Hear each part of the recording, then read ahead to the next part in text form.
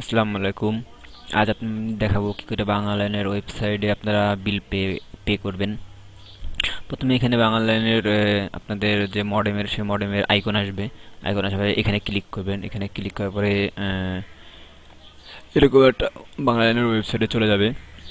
ওয়েবসাইটে যাওয়ার পরে আপনারা এই যে এইখানটায় আপনারা আপনাদের বাংলালাইনের ইউজার নেম আর পাসওয়ার্ড দিবেন।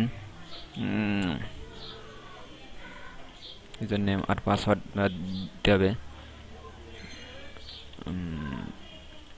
জি।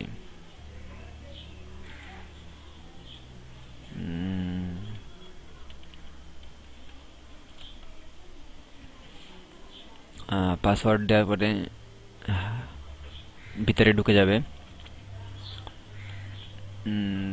পাসওয়ার্ড দিয়ে দিই।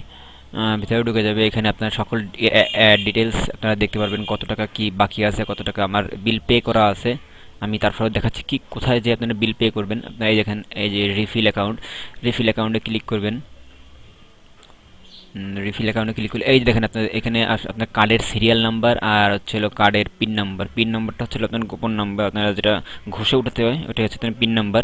এখানে কার্ডের সিরিয়াল নাম্বার আর পিন নাম্বার দিবেন। পিন নাম্বার দিয়ে এইখানে আপনারা এই যে এইটা টাইপ করবেন। টাইপ করে সাবমিট করলেই আপনাদের বিল পে হয়ে যাবে। ধন্যবাদ সকলকে।